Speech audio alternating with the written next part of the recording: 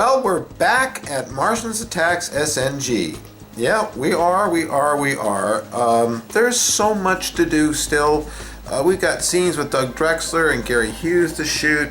We've got green screen to do here, and we got this problem with our, we got like over a 2-story ceiling. Well, I'll show you. We got to flag this off. Now, we can't get in the roof. We can't. And where is it? There it is. There's the culprit right there. So we either shoot at night or figure out a way to flag this off. And this is what we're going to try to do, is flag this off so we can get the right lighting here in our green screen to simulate the sun coming from over there at sunset for our sort of apocalyptic sky look we want. So we can shoot the end of the movie that has Carl in it and Model Man Tom and myself. We're also going to need a CGI Martian, and you know, I really don't know anybody that does organic modeling that I can just, you know, call up and say, hey, build me a CGI Martian for free. You'll get paid on the next movie. I'm not going to do that. So I have to do everything myself. You want a filmmaking kid? Boy, you got it. Well, this is what's going on.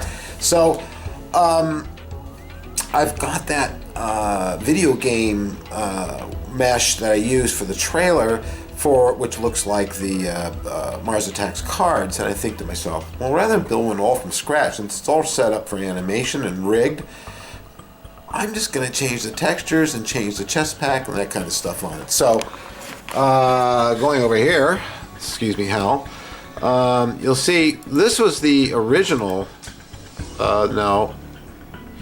Let's turn off this layer here. This is the original map, and I have changed it now since taking a picture of my guy and doing it. You can see the eyes down here and everything. And this is an interesting map, and somehow it all maps onto that head. And what I'm about to do is go and test this and see if I get the look of my guy on it. Now, we're never going to use this guy in close-ups. That's what we got the puppet for. But we are going to use it for long shots and have a bunch of them running around and stuff. So that's what I'm working on. So this is going to be an interesting show this week. It's not going to be very long. Of course, I always say that, but you know, basically, we're working on Martians Attacks. We need to get this movie done because we got another project coming up that Bill and Heidi Hughes and myself are conspiring on, and you'll learn more about that as we progress. Well, I've been working on the new Marty model to match our model all day. Yeah, I mean, here it is, almost 6 o'clock. I've been here since 10:30, and it takes a long time to do CG stuff. Not as long as it takes to build a practical model, but a long time. And you get a different kind of head in a vice sort of thing after this many hours.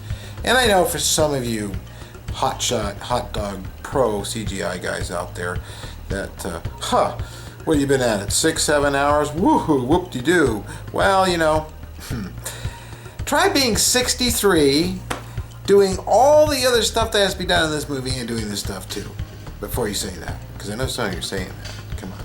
I know you are. I know. I can hear you. Because I know most of you, and most of you come from my background, and some of you don't, and that's a shame. Because you'd probably make airplanes fly more like airplanes if you had. But that's another story. So here I am, and I'm working in GNOME, whatever it's called, the GNOME thing. I'm probably going to end up boning this myself and rigging it myself because I'm old-fashioned that way, and there are some discrepancies with the way they do things, but it does work. And you can see this looks just like our Martian. All right, I'll render it. Boom, wow, that's fast, isn't it? That's because I don't have any passes set up. But you can see this is looking a lot like our Martian puppet, and it's certainly going to work from a distance for the wide shots that I've got coming up, where I can't use the real puppet. And, you know, even some of the medium shots it's going to work. I'll pull in a little more here. I think we're going to move the camera in. We're going to pan down a bit here. We might even move the camera to the side a bit and rotate back. I like things a little bit more of an angle like that. And let's see. We'll just do this. I'm really sorry to poke at you guys. I'm just having fun the same way you do with me. I'm going to set this for a maximum amount of samples. Well, we'll go 9. This is a pretty fast computer, but we'll do 9. We'll put soft filter on, yada, yada, yada. Okay, and we're going to hit render. Still pretty darn fast, but you can see it's getting there. It needs lots of work still to come, but it's getting in the ballpark. If we go over here in the modeler, we can get a better look there as well. Of course, it's not rendered, and you can't see through the helmet except when it's rendered. But you can see it's got the light bulb helmet. It's got the tubes on the back. It's got the gloves on. It's got the same fabric material. It's got the same box here, which is off looking. I don't know why that is, but there it is. And it's looking really good. So I think that another day at this tomorrow, and I should have things pretty much where I want them to be. So I'm putting things back the way they were. And I'm probably not going to just use a scan of that, but rather a picture of that pack, but I'm actually going to make it. So that's all I was able to get done today. That was all. So more tomorrow. This has been a light wave week. In order to start doing the special effects, the ending, the apocalyptic sky full of robots and spaceships and Martians running everywhere, I've got to have my CG backlot. And so what I'm doing this week is creating the spaceship.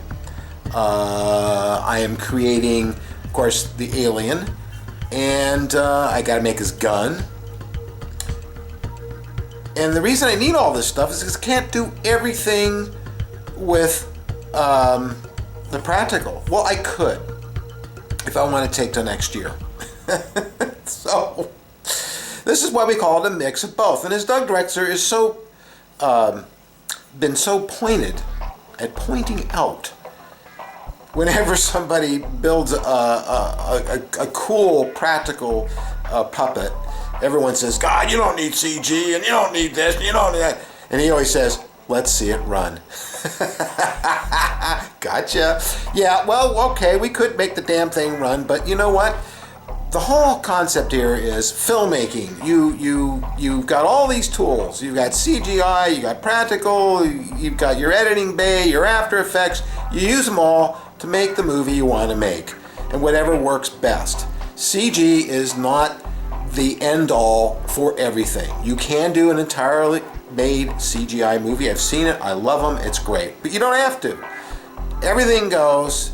I know there's some of you out there that think CGI is the only way to do realistic models and creatures and aliens. No, it's not. It's one of the ways, and it's a really good one. And when you're really good at it, it's so good that I can't tell which one it is. And I don't care, because I'm being entertained and I think it looks wonderful. So, I digress. Let's get back to this, because I keep going on about that. I know, but I want you guys to know, especially a lot of you young guys who say, well, you guys are just old and you just want to stick in your old ways. Hey, it is my generation that created these things here. All these towers, all this software, and all this stuff. So you know what? Back down. You're out of your league. It was the baby boomers that created all this stuff, by God. So yes, and some of us do act old and are stuck in our ways. But I'm not one of them. So here is what I'm working on. And I worked on it all day yesterday, and I haven't done modeling for so long. I kind of forgot the easiest way to do this. And yes, I could have done subpatch. I could hear you all now. But I kind of have this practical effects background. So what I did is I built formers at all the right stations on my actual model, and I built the CGI model for our spaceship exactly the way I built the practical model. I don't know, seemed practical to me. Yeah. So what I've done here is I've done the first side, and the way I've done it, of course, is if if you go in here, we will look at a perspective on this, and you can see the polygons. There ain't many of them. It's a low polygon count. I've just done flat polygons, and all I did is make these formers like so, here, here, and here, and then you select in a counter clockwise or clockwise fashion. You select a point, select a point, select a point, select a point, push P, make polygon. Do it again, again, make polygon. And what you end up with is this. And you have no, sometimes they want to come out flipped on you. It's very simple. You go over here and you select the polygon and flip it. I also have made them double-sided. But so I've got this made, and what I'm going to do now, of course, is I'm going to mirror it. And when I mirror the darn thing, then I don't have to build two. But before I do that, I'm going to go ahead and put all the rivets and all the things that go on here before I mirror it, because why do it twice? Now we have something that's looking a lot like the model upstairs. A little cleaner, a little neater. We'll fix that. But you can see we've got, you know, it even looks like a model. I mean, you know, it's got, and I put all the deformities in it and stuff that I did. So here it is on the top and the side, and yada yada. And Rosie, what are you doing, Rosie? Rosie, where are you? What, Rosie, there's Rosie. Yes, always ready to go. So what I'm going to do next is I'm going to put windows in it, and then I'm going to mirror it so we have the same thing on both sides, and it saves me all that work. Lots more work needed on this model, but I've got the model, I've got everything done on it, got all the rivets in, and it's pretty darn neat. Of course, you know, nothing would do that I didn't do a real quick test animation with one of our actual sky backgrounds here. This is just an OpenGL, and I'm just playing around, but you can see that's looking pretty good. And if we stop it somewhere here, like how about right there, oh, maybe a little bit more. And then we render it. And I got motion blur turned on, depth of field, about 12 passes, and let's see, and we get an image. Now, it needs lots of work. There's lots of stuff to do, but you know what's really great is I have it. I love the way the windows look. It looks a lot like my model when I actually do the textures. Almost dropped the camera again. When I do all the textures, I'm actually going to photograph the actual model and map the textures right on that model. So that'll be really, really cool. Now you can see it sort of in the background. That's going to be it for this week, although, hey, I didn't show you my train set, and that's what I worked on my birthday as I said I would. So let's go take a look at that. So we have our office all decked out thanks to Mary. We got our nice conference table, and Mary is now has her license. She went to school and studied for a few months and took her exam and is now representing Capital Choice, selling insurance. And I'm very proud of her because that was a lot of hard work to do, and it's going to benefit both of us a great deal, the work that she's doing. So in fact, that's where she was gone to last week, was to a convention in Florida. She was out there for 5 days, and while she was there, of course, it was my birthday, and I did this. I covered some of it. This is as far as I got in 2 days. There's a lot to do. I've got all the ballast to put in still around the tracks. I did a little test right here, and you can see that the ballast isn't moving. It's actually held in with white glue. My lake leaked. Most of it's underneath, so I have to put a little bit more resin on that.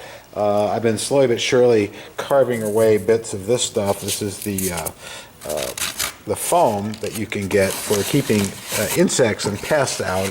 And this whole thing you can lift up. There's still some track I have to glue down. I have tested the track. The trains run very well on it. So I'm going to completely landscape this. Have lots of trees here. Have a little cabin here. Maybe some other kind of building here. Lights, stuff, you know, eventually this will all be a nice diorama. I'm going to put a background up here. I'm going to photograph a real background up here with our 2 trees in Ventura and have that back here, and it's going to be really, really nice. It's going to be something I've always wanted. and I did have to buy some track to get this all to work, because you know what? It's not easy to get this track together. It's worse than slot cars. You're trying to figure out, but I did. And these work, and I can run the inside and the outside, so that was really, really cool.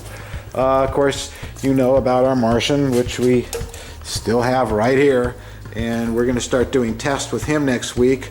I'm going to get Carl Soto over here to help me, Carl, and we got to flag off that and do some tests over there for our rooftop, and we're going to get back to the Enterprise and do some more work on that. So that's pretty much going to do it. This is Friday. I'm going to come in tomorrow, but you won't see that work till next week. And basically, I'm going to be doing more work on CGI. I don't think, did I show you? Yes, I did show you the Martian. You saw it. You did. Thanks so much for your support. Geez, you guys, you bought a bunch of ears and a bunch of shadow boxes, and keep it coming, because it really helps us around here to keep the old doors open here at SNG Studio. Also, don't forget to visit our website. We have a support page there where you can become a member of SNG, a family member, by contributing to helping us keep our doors open, as well as don't forget Enterprise in Space, and also, of course, the Museum of Science-Fiction.org, or it's actually museumofsciencefiction.org.